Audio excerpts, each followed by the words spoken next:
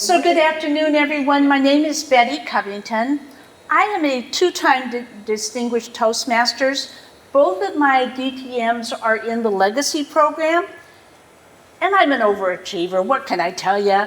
I'm working on my third DTM in Pathways. I finished my first path. I'm getting ready to start my second path. And that way, I'm showing that even an old dog can learn new tricks, right? But I believe in the Toastmasters program and the Toastmasters way. Today, our program is going to be a little bit about club conduct, and when things are not 100% comfortable with some of your members, how can we get around that? I'm going to show you a couple of slides to begin with. Thinking about having challenging members in your club. They can be late, they can be non-participatory. Hi, if you want to come in and just join one of our couple tables, we're going to have breakouts, if you will. They could be disruptive and rude. There's different ways that people could be disruptive or angry. What's the effect to your club when that happens? What, could you maybe sit up here and join these ladies so you can group share? Yes? I think it just brings club morale down, and people are reluctant because they feel uncomfortable. Sure. Yeah, people feel uncomfortable, the morale is bad, absolutely. What happens when your morale is bad? You back away, right? You lose members over having disruptive members. We're going to talk more about that in a minute. So what does it actually look like? What does this disruption look like in your club? We're going to have group discussions, so please join a table that's already formed so that you can join the discussion. What does it look like?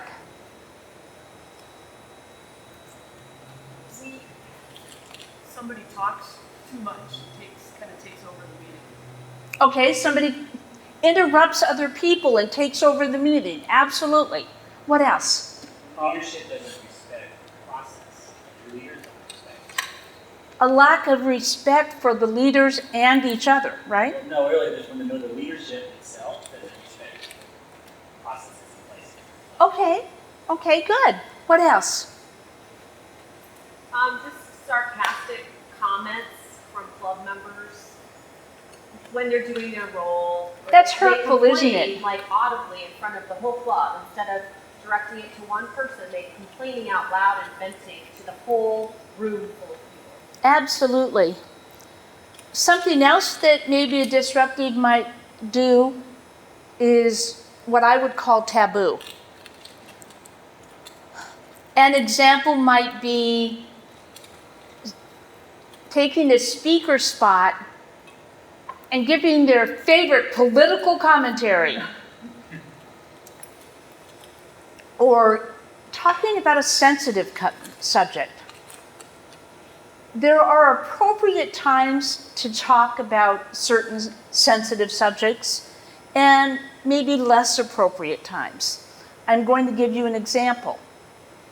I was a judge in an area speech contest one year.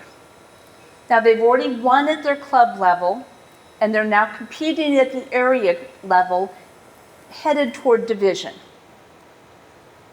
And one of the speakers gave a speech about breastfeeding.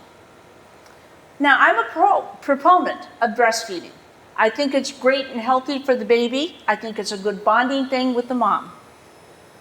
But I'm not sure that in an area speech contest where you're competing with other people, if that's going to win you judges' votes, if you've made half of your audience uncomfortable. It's not a bad subject, it's an inappropriate subject for the situation. Does that make sense? Mm-hmm. And you may have members that try to do that as well. We have a club here in the Valley called Blue. They get their name intentionally because their club culture is it's okay to use blue language, use blue topics. And they enjoy that. That's kind of their, they think it's funny and enjoyable, and they do it in lighthearted humor, never ever to be discriminatory in any way, but they just use a different set of language than most of us use in Toastmasters. They make that very clear up front. That would not be a good fit for me, but it might be a good fit for somebody else. But for me, if somebody used blue language in my Toastmasters meeting, I would consider that taboo. We okay with all that? So today, we're going to be in your binder. We're going to have a couple of different sections. The first section that we're going to be on is page 13. And we're going to talk about Toastmasters Promise. How many of you have ever seen the Toastmasters Promise? Okay, and you've seen it, okay? Where did you see it? When members join, they read, or we read the Toastmaster Promise to them. Or As part of the induction? Yes. Okay, good. Where did you find it? On the membership application. On the membership application. Now, let me ask you a question. What does your brand new member do with their membership application? They give it to us. They give it away, right? In my new member packet, the top page is the Toastmasters Promise. And when we do our orientation, we say, Mr. Member, this is your promise that you are going to be a participating member in our club. And it's also our promise that we're going to support you and make sure that you have a successful experience. We're going to take the next 5 minutes. And ma'am, if you'll come up here, I'm going to give you this little thing right here. We just want you to be able to participate in the conversation. And what we're going to do is go through line by line at each table, go through the Toastmasters Promise. Some of them, the lines are going to be very obvious. Others of them, you may want to have a discussion. Take 5 minutes and talk about what the Toastmasters Promise really means.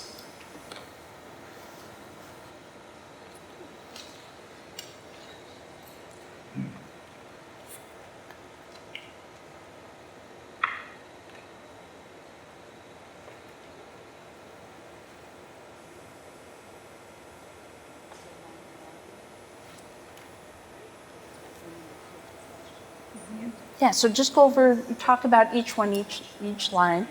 Maybe have one person read out the line, and then you can all share. And what does that mean to you? Okay.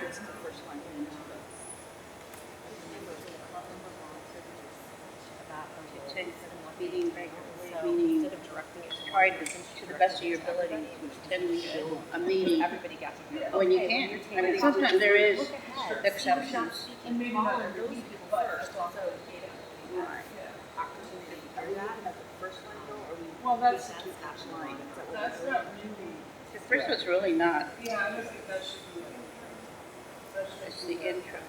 In my eyes, I would look at the first line as just being acknowledging that you're part of it. Right. As a member. So acknowledgement. So acknowledging that you're part of it. Yeah. That it's not just you, you're part of a team in the way. Yeah. Well, the first one is the show up. Right. Yeah. I would say that. To the best of your ability, show up. And prepare all my projects. Taking the time to let me know.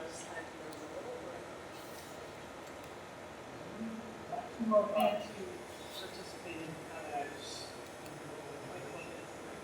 I have to say, I need to try to get them to get everything. Or you want to make sure they're here. Well, I think get prepare all my projects. Oh, okay. But the next one is, I don't know, Yeah, that's what I thought you were. yeah. Okay.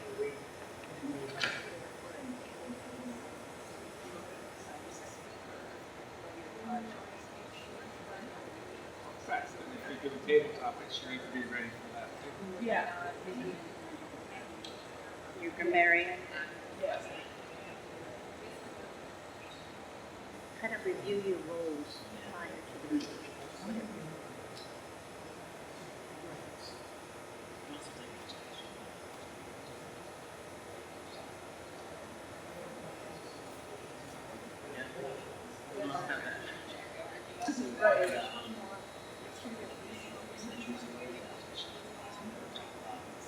Toastmaster minute? Yeah. We've done Yeah. My club has a hard time with constructive part. It's all, this was great, this was great, this was great, thank you for making a great speech. Oh, Which there's isn't nothing. so helpful. We're going to talk about that too. Okay. I think there's a difference between evaluation and criticism. Yeah, and that's a very fine line. There's a difference between a good evaluator and a so-so evaluator. Can you tell somebody this needs to be improved without making them feel like they're being criticized? That's why a lot of people go, oh yeah, you were great, you were great. But what was it that was great? Or they think, well, who am I to criticize? But you're not criticizing, you're evaluating, there's a difference. And I know that, I know in our group we're the same way, you know, it was fantastic. What was fantastic about it, you know? Yeah, I know, we run into that all the time too. A lot of people are scared to give evaluations, you know, especially of really good speakers and, you know, I'm not, who am I to evaluate this person who's been here forever? You know, we get that with the new members.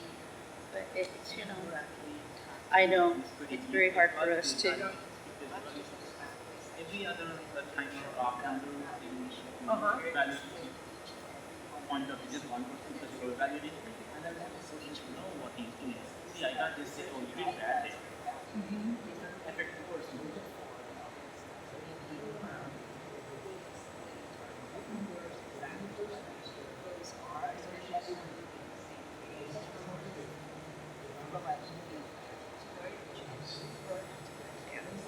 In the old materials, there was a thing called evaluate to motivate, I think. There still is. Yeah. It's part of the Better Club series, Yeah. and you should be doing it once a year. Yeah. We're gonna. Why don't you guys move on to another one, because I want to talk more about that as a group, okay? Okay. And I want to make sure you finish. We've only got 2 more minutes. Okay, we've got 2 minutes to finish up the list. 2 minutes. However, I just been through that step.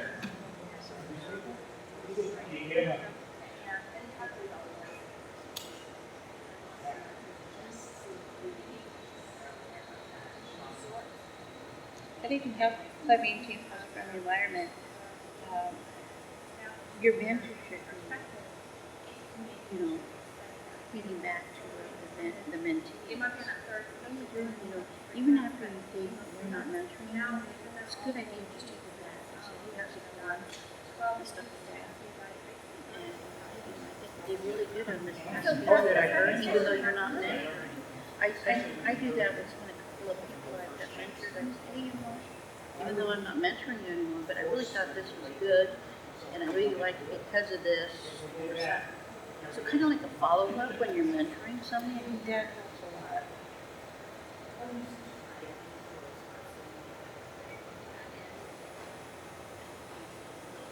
I think the last one, a really important to remember the core values. I'm going to put this in our member packet, but I'm also going to give it to the client. I haven't seen it. Okay. Yeah, reaffirm. But yeah, that's true because a lot of us just go, oh, okay, put it in with the need to file and maybe shred later. Yeah.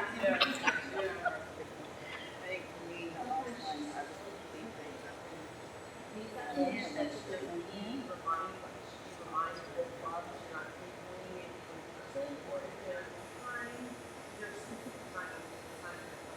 The golden rule. You know. This process see how much she takes, how much she does, and then she does it again. Then it's But you know, the thing we have trouble with, the second to the last one, to her, the guidelines are rules for Toastmaster education and recognition programs. Sometimes, I know one of my Toastmaster groups, we fall between the practice. People don't like to go in there and read the web page. I'm sorry, well, I have people that web page. Oh, I have to read that? I think if we did to like in everybody, okay, you know what? These goals we're achieving in Europe, Canada, and this is what we need to achieve, and review the what do you call it, websites and stuff, because you'd be surprised how many people don't even know where these websites are.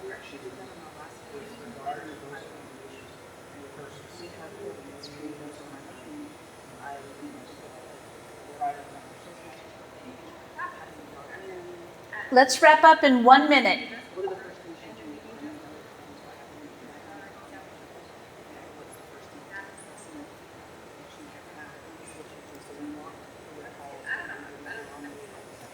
And maybe even the old members need that, you know, because you're so used to, you know, We did, we just, I mean, answering that question.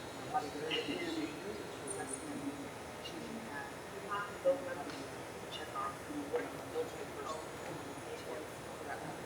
It's a good idea.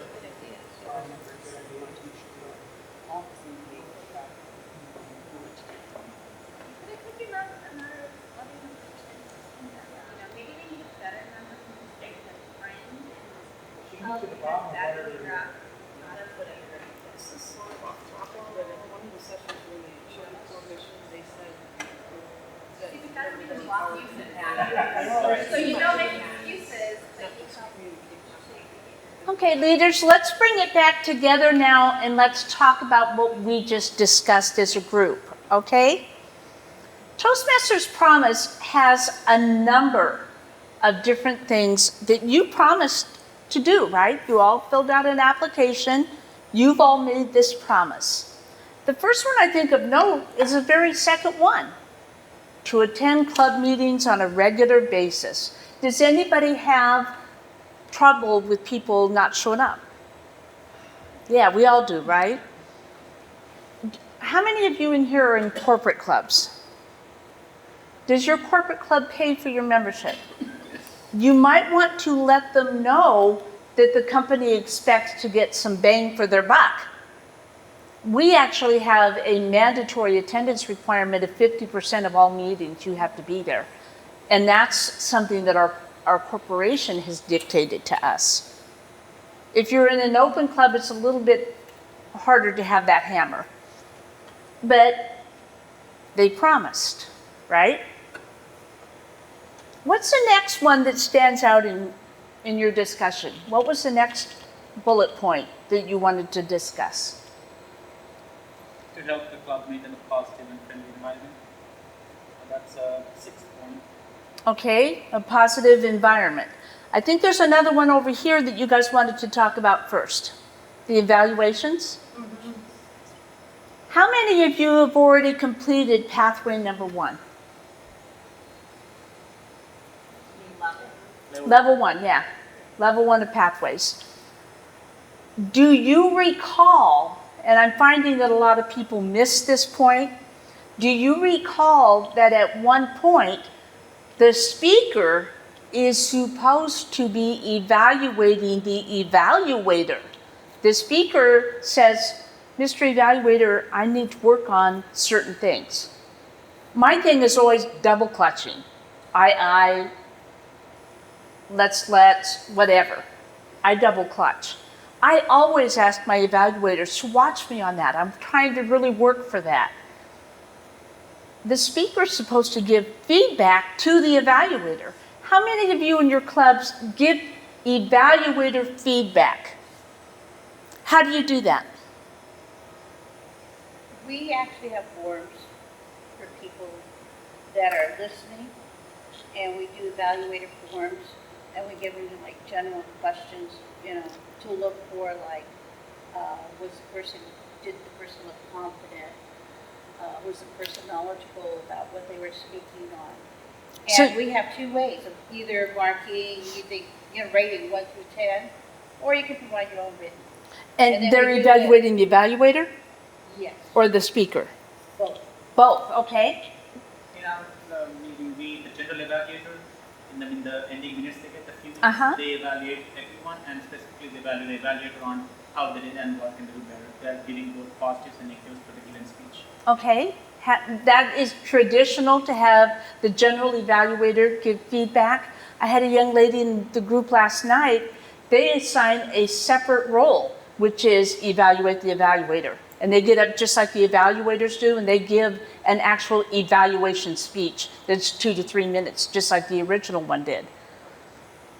Our speakers, our evaluators are supposed to contact the speakers ahead of the meeting and ask, what are you speaking on? What are you working on? Sometimes that doesn't happen. Right. And if the speaker doesn't hear from their evaluator, they're supposed to call their evaluator. Sure. It's supposed to go both ways. It is, and it's almost like a mentor-mentee relationship. In a mentor-mentee relationship, who runs the relationship? The mentee. So if you're in a speaker-evaluator relationship, the speaker needs to run that relationship. The speaker has to take responsibility for saying, Mr. Evaluator, Miss Evaluator, this is what I specifically am trying to work on. And have them tell you that. Yes. And bring their Pathways evaluation sheet. Yes, and of course come prepared with an introduction and an evaluation sheet. People blow off preparing their own introductions frequently in Toastmaster clubs. Your club speech introduction says, "Dear audience, you're about to hear a great speaker talk about a really interesting subject. Here's why you want to listen." It sets the tone for your audience for their speech. That again falls to the speaker. We all want to take those speaker roles, right? But with the role comes responsibility. And as club leaders, you want to make sure that your speakers know that. Let's go on to the one you said now. To help the club maintain a positive, friendly environment necessary for all members to learn and grow.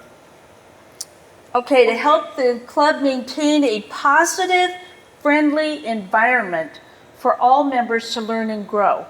I think that also comes down with 2 down, to treat my fellow members and our guests with respect and courtesy. They kind of go together, don't they? What does that look like? Well, one thing, I think corrections should be done in private and praise in public. And so sometimes you'll have a member, they're publicly criticizing the club in front of the members. I mean, not in a long, extensive way, but they make a sarcastic comment or they say, "I wasn't supposed to do that role," and it's just so awkward. So Judy, when you say that, I'm going to say, Judy, I appreciate you sharing your opinion. Let's talk about that offline after the club meeting, right?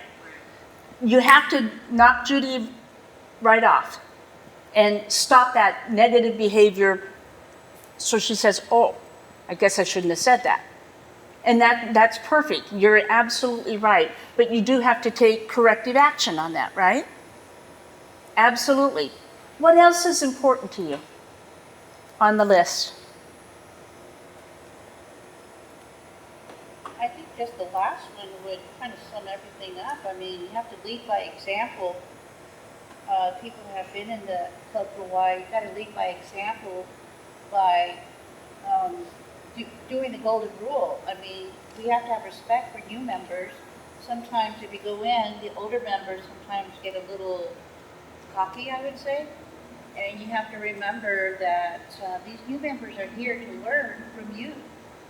You have to be the example out of being respectful and how to evaluate without criticizing. So as an older Toastmaster, you have to lead and guide them to be respectful just as well.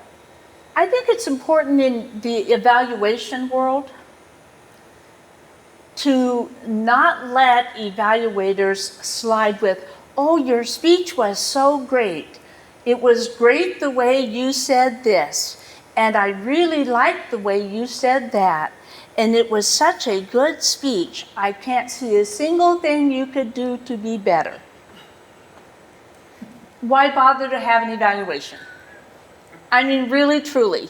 And the evaluator needs to come back to that. We actually have little slips that are half the size, like this. And we use them for both the speakers and the evaluators. And it says, helpful feedback provided by, and you put your name on there. And then at the top, what I thought you did very well, and as a stretch opportunity, you might try this. And we do it for both speakers and evaluators. That way you're not going to have fluff evaluations. Did you all sit in your Toastmaster meeting and just hear the speech? Y'all heard it, right? Does your evaluator need to stand up there and say what I heard again? A lot of evaluators will reiterate the speech. Well, you already heard it. You don't need to hear it again. You need to hear how it made you feel. How did it make you feel motivated? What emotions did it evoke in you? How was the delivery? Did the speaker work the room? Did the speaker read their notes? Did the speaker make eye contact? Did they use appropriate gestures? Did they use T-Rex gestures? That's the kind of feedback that's going to help your speaker. One of the clubs that I'm in, we have work from home members as well, and they sit at a computer with a camera, and they join our meeting. I was an evaluator for one of them who gave great gestures. And all we could see were her hands in front of that camera. And I had to share with her, I'm glad that you were doing gestures, but I couldn't see your face half the time because your hands were always right there in front of the camera. You need to keep your gestures low when you're on camera because we don't really need to see them as well as we need to see your face and your facial expressions when you're on camera. She had a camera interview the next day. I didn't know that. She reached out to me after the club meeting and she said, I can't thank you enough. I have an interview tomorrow by camera. And she would have been doing this the entire interview had I not mentioned that. So you want to make sure that you're giving good evaluations. I'm going to hit you on one more on the Toastmasters Promise that nobody mentioned. Raise your hand if you have brought a guest to Toastmasters in the last month. Okay, you promised. I'm just holding you up to it. You promised. Okay? Now, let's talk about this next one. Poor Bob. Bob has been a member of your club for a long time. Everybody was so glad when Bob came through the door. He always had a big smile on his face. He was always prepared for his rules. He made everybody feel good. And he signed up in advance for everything, never missed a meeting. Until 2 months ago. He doesn't sign up for roles anymore. He comes in like this every time. He just stares at people, doesn't talk, doesn't respond. Doesn't really want a role. If you call on him for table topics, he gets up and gives sarcastic remarks. Bob has had a life event. I don't know if he lost his job, lost his mom, lost his favorite dog, his spouse. I don't know what his life event was. It doesn't matter. He had a life event that had a personality change. What are you going to do with Bob? Take another 5 minutes.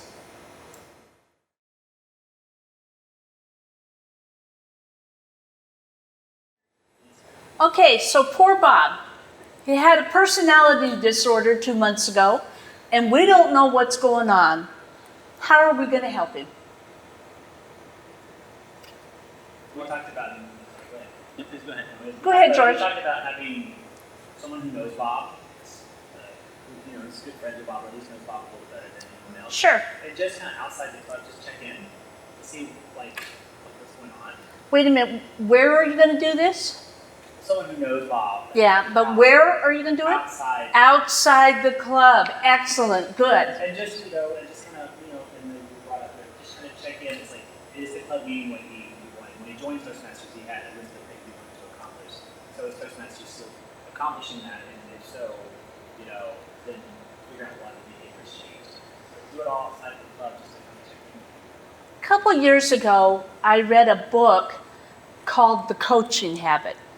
If you've never seen it, highly recommend it, The Coaching Habit. 7 questions that you can ask someone that will help change the way that you help others. The first question is, what's going on? I think with Bob, that it would be helpful to, again, get him to the side before, after, or at an entirely different location. Take him to a Diamondbacks game, it doesn't really matter. And ask him, Bob, what's going on? Maybe that's when you find out he lost his job and his wife left him. You don't know what's going on. But temporary life events can be talked through and fixed if you just have a good ear. Would you agree with that? So I love the approach. I think, Art, you had the same approach to just have one-on-one with him. If you're in a corporate club, do the rules change? Our corporate club does not allow us to vote in members. They just say, we are providing this service to our organization, deal with who you get. And so the one-on-one approach is a really good one. Sitting down with them to the Toastmasters Promise is a really good idea. But I think you guys were all on the same page. You want to do that away from the meeting and just approach them curious. What's going on? You seem different. How can we help? You're not psychiatrists. Sometimes they don't need a psychiatrist. They just need a good ear. Now let's kick it up a level. If you turn to page 31, 32, and 33, here's where you get down to authority within Toastmasters. On your club application, on the organizational rules,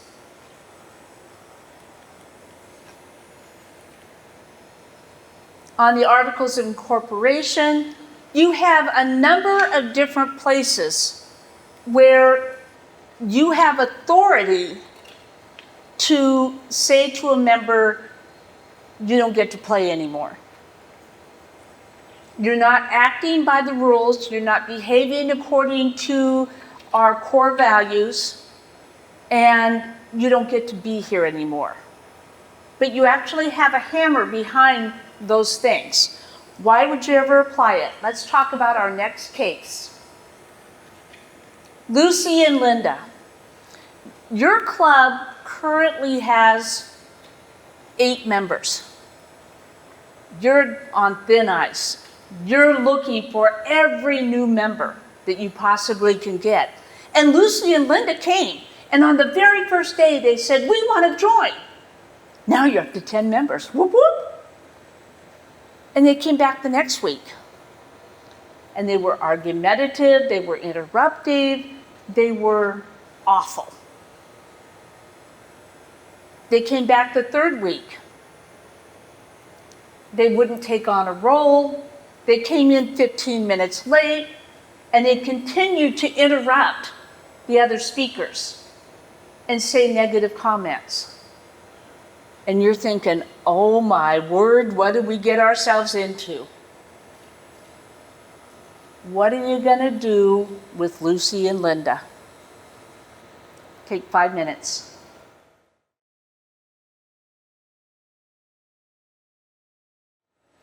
Okay, let's bring it back together. Lucy and Linda gave you a handful right from the beginning, right? Yeah. How is that situation different than Bob? You don't know where Bob was coming from, but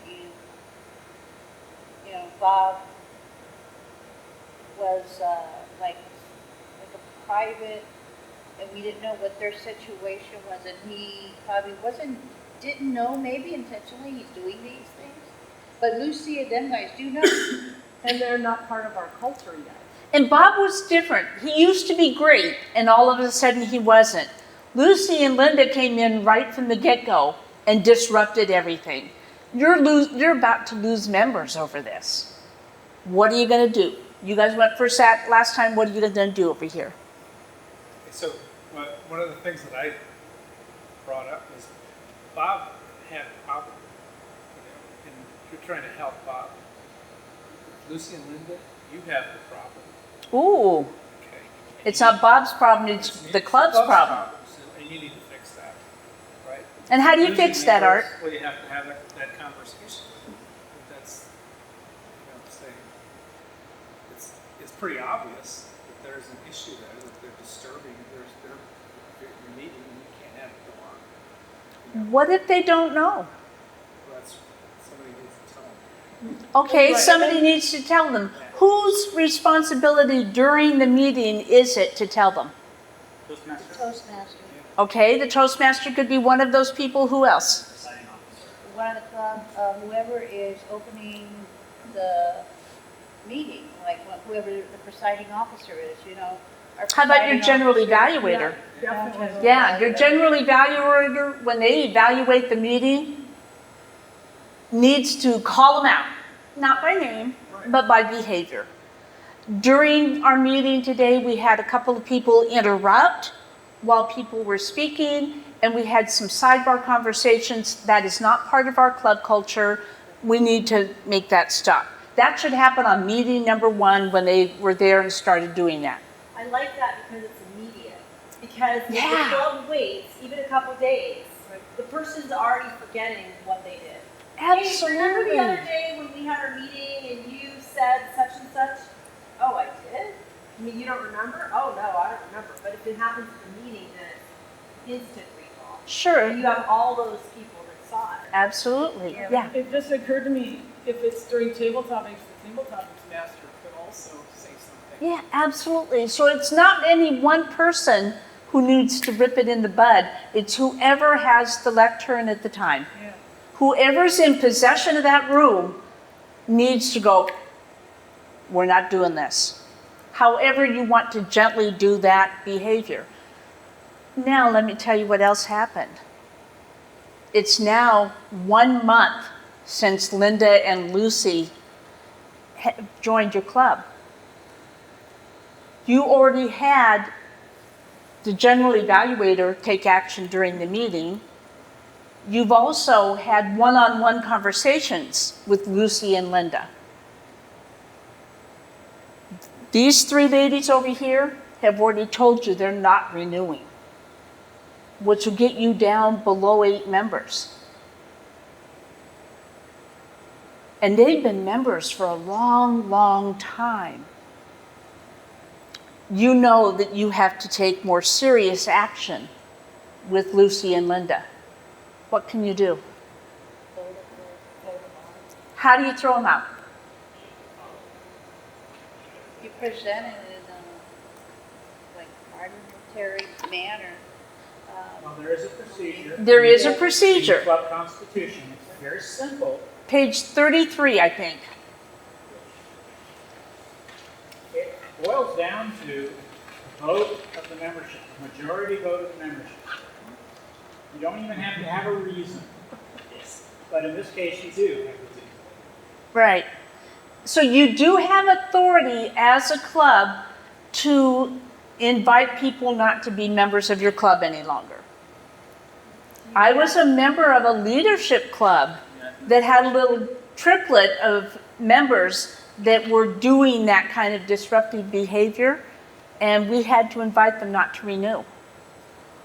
If you think you need help outside of your club, a lot of us would think, I'm going to contact my area director and have our area director intervene.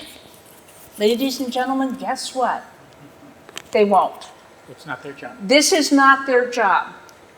So in this case, you have member relations at Toastmasters International.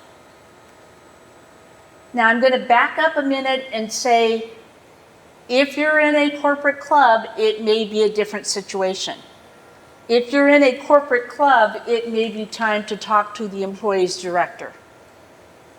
What about if they have, if their dues paid? Doesn't matter. In the club, so